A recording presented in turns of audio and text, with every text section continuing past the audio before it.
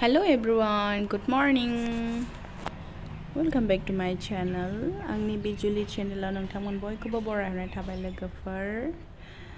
दिनै भिडिअखौ फुंनिफ्रायनो जागायनो सानबाय लोगोफोर. थुदो बिदिब्ला भिडिअखौ जागायदोनि. ओमफ्राय नै लोगोफोर, जुदि नोंथांमोना आंनि भिडिअखौ नायनो इन्टारेस्टेडब्ला प्लिज अन्नानै लाइक ओमफ्राय साबस्क्राइब खालामना होनो दाबाव लोगोफोर. नै लोगोफोर, बोथोराबो स्रां स्रां. बाबाया फुजा होबाय नै. जोंनाथ' सिखारनाय लेट जाबाय नालाय. मैया अखा हादोंमोन नालाय जायगाया सिदोमा सिदोमा जाथारदों लोगोफोर.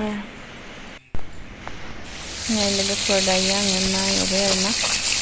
ना एवबाय ओमफ्राय बेदरबो, अमा बेदर एवदों आं लोगोफोर. अमा बेदरबो जोबोद जानो लुबैदोंमोन नालाय, ओंखायनो एसे एवबाय आरो. अमा बेदर एवबाय. नै टमेट'जों अमाजों सामब्राम गुफुर देबाय. गोथाव जाथारनोसै लोगोफोर दिनै. नै अमाया मोनथारनोसै लोगोफोर. सोर सोर जानो मोजां मोनो खिन्थाहरदो.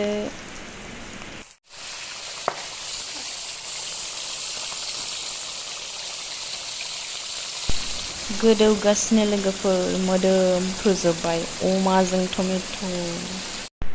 नै दायो लोगोफोर गरमबो नालाय, ओंखायनो जोङो फांखा लानानै गाहायाव जाबाय आरो जिरायनानै लोगोफोर.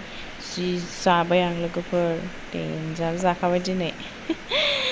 उदैया जासिजोबनोसै. नोगोद जाबाय. नै निलुमनियाबो जोंजों जाफाबाय.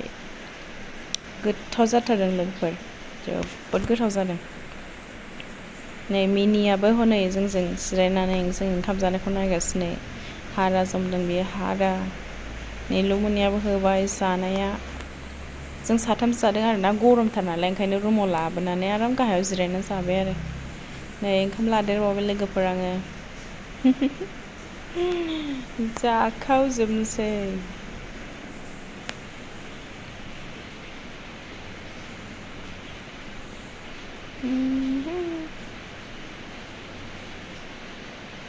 निलुमनियाबो जादों, गोथाव मोनथारदोंनो.